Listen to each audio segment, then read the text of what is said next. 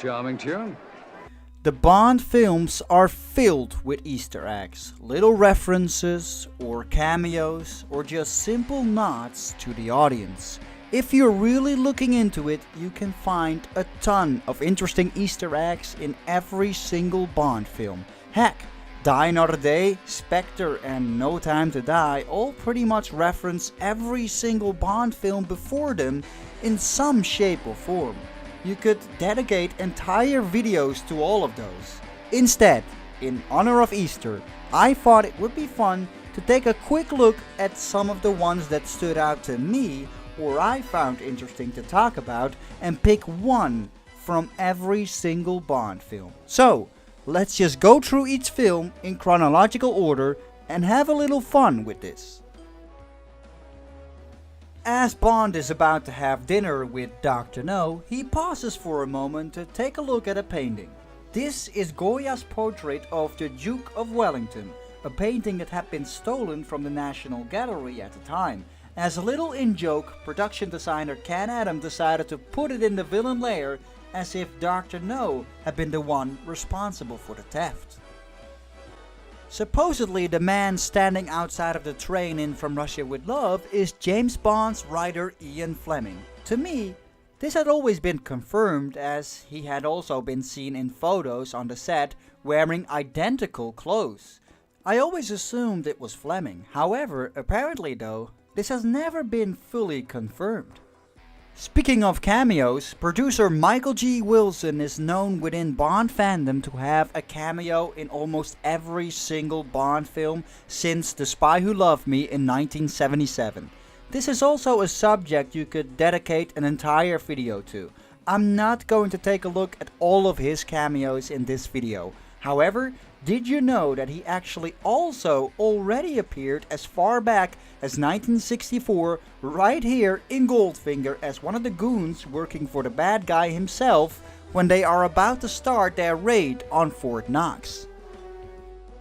People today may assume that Lashana Lynch was the first to portray a female 00 agent. But I think in The World Is Not Enough you can also spot what I assume is a female 00 agent in the briefing scene. However, even as far back as Thunderball in 1965, one of the 00 agents in the big room actually turned out to be a woman as well, although she could mostly only be seen on actual off-camera pictures. It's still a cool fact though. In You Only Live Twice, as Bond is about to sacrifice himself for the greater good by unzipping Helga Brandt's dress, he utters the line, "Oh, the things I do for England." But did you know the inspiration for this line actually has a bit of a background? Funny. I mean, for example, one of the lines we used in You Only Live Twice, I think it was, "The things I do for England," I said, in one scene with one of the girls, is a direct steal from Charles Laughton in Henry VIII, which we were going to use in Thunderball, when Luciana Belusi was going to take my shirt off in the bathroom and I had to say the things I do for England. And as if it were a sacrifice. Yes, right. And so we cut it because we were taking it from another film, but we used it anyway. Probably the most well-known Easter egg in the series is, of course, George Lazenby uttering the line, "This never happened to the other fella."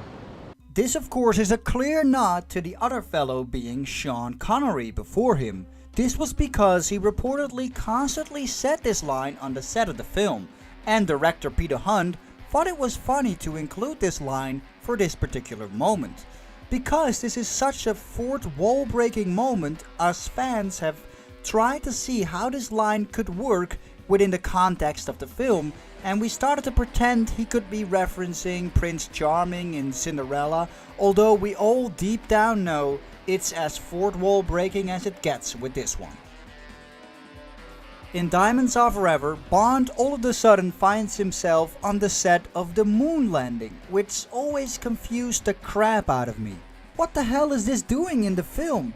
Why would the bad guys even have a moon landing set to begin with? It has nothing to do with the actual plot.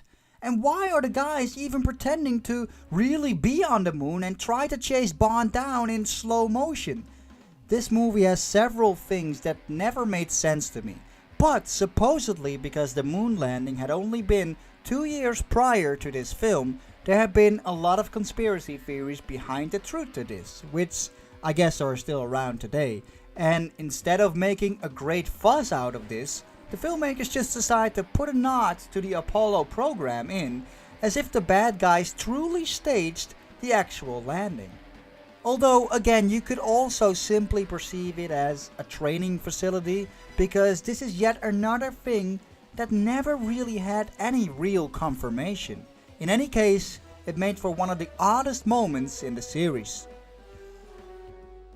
As Bond is about to make his incredible escape at the alligator farm, the henchman Teehee makes a remark to the name of one of the alligators. There's old Albert, and he's a croc. Oh, excuse me, a croc, fair enough. And Old Albert, of course, being a reference to producer Albert Cubby Broccoli. The Man with the Golden Gun has one of the more subtle references, or at least what I think is a reference, because I never really saw this mentioned anywhere else but by my own discovery. Dom Pérignon 64. I prefer the 62 myself.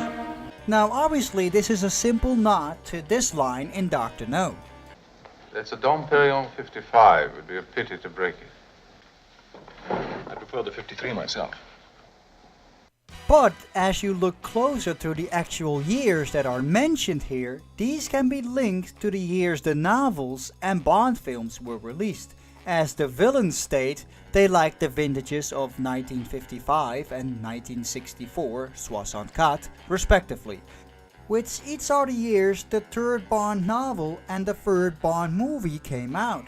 However, Bond says he prefers the 53 in Dr. No and the 62 in The Man with the Golden Gun, and these are both the years that the first Bond novel and the first Bond film came out. Cool little references I noticed a couple of years back as I was doing my review on this film. In The Spy Who Loved Me, Q is once again mentioned by his actual name. Good morning, Major Boothroyd. Morning, Major. And of course this was not a first time, as this also happened before in the film Dr. No. American CIA swear by them. Thank you, Major Boothroyd. Thank you, sir. Good night, sir. And Major Boothroyd is a reference to an arms expert called Jeffrey Boothroyd, who wrote a letter to Ian Fleming explaining how the Beretta that he used is not a sufficient weapon for a secret agent, and he would be much better off carrying a Walther PPK instead. Fleming was so grateful for this information that he wrote him back and decided to incorporate this tip in the books and name his equipment officer after Boothroyd, and the rest in the film series is history. As Bond is about to enter the secret lab of Drax Industries, he sees a lab worker use the keypad to access the actual room. The musical cue that can be heard here is a reference to Close Encounters of the Third Kind.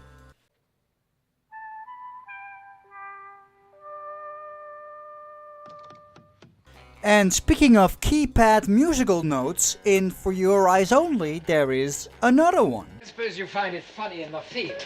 Indeed I don't. And this one is just great. Does it really need any explanation to a Bond fan? I mean, come on, it's Bond. Nobody does it better. Keeping in tone with musical nods, one of the most unnoticeable subtle ones is in Octopussy. As Bond is making his escape in Kamo Khan's palace, he tries to bend the metal bars. And here you can briefly hear John Williams' Superman theme, which director John Glenn also happened to work on as a second unit director at the time.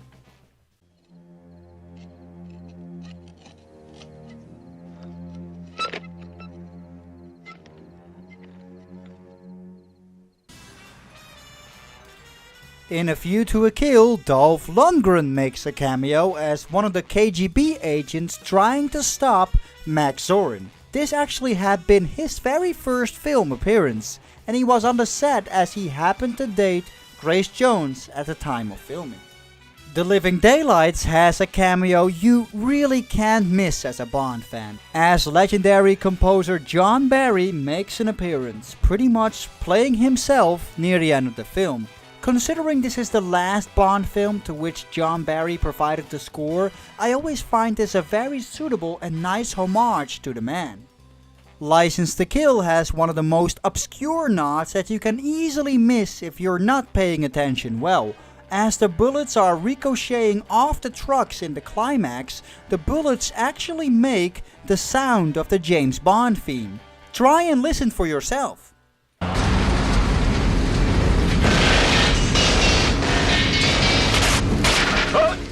Producer Michael G. Wilson is not the only one making cameos in the Bond films. Director Martin Campbell also decided to cameo in his first Bond film, GoldenEye, as the cyclist up front during the DB5 and Ferrari chase in the beginning of the film. A wonderful director, but a terrible cyclist. In Tomorrow Never Dies, Bond and Wei Lin set sail on the South Chinese Sea to spot Carver's stealth boat.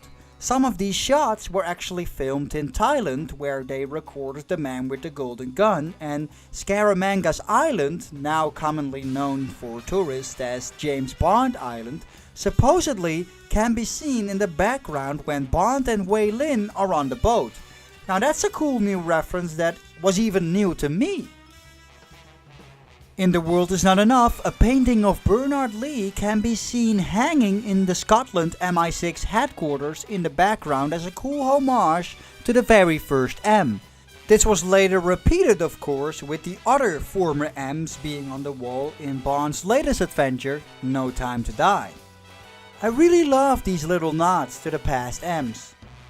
Die Another Day is of course filled to the actual brim with tons of references to the past films, some which are really in your face and need no pointing out. But my favorite one is very subtle. It's when Bond picks up the Guide to the Birds of the West Indies, which Bond fans will know is an actual book written by an author named James Bond, where Fleming had stated he got the name from. A very cool homage to the character's history. Richard Branson makes a brief cameo appearance in Casino Royale in a blink it and you miss it moment on the Miami airport, being frisked as he is about to board. And Quantum of Solace has several cool homages to the past Bond films as well, with Bond taking someone out from the rooftop at the opera being a subtle reference to this moment in The Spy Who Loved Me. Where's Pekish? Pyramids!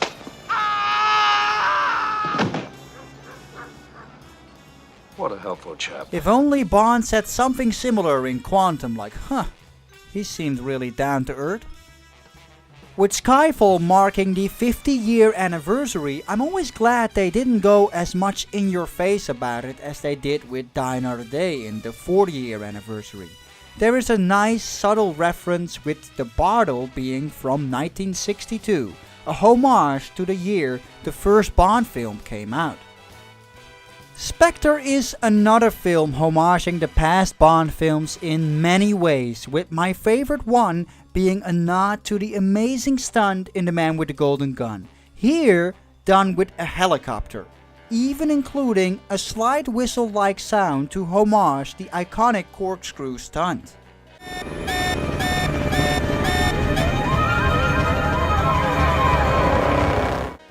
And lastly, No Time to Die, which is also filled to the brim with references to past Bond films. And you could really find a ton of them in this one. And one of the most overlooked ones is probably the sunbeam in Cuba, being the exact model used in Dr. No, another subtle homage that is just very easy to miss. And there you have it, folks, one Easter egg from every Bond film. I hope you enjoyed this quick little list and maybe even found a few you weren't aware of yet.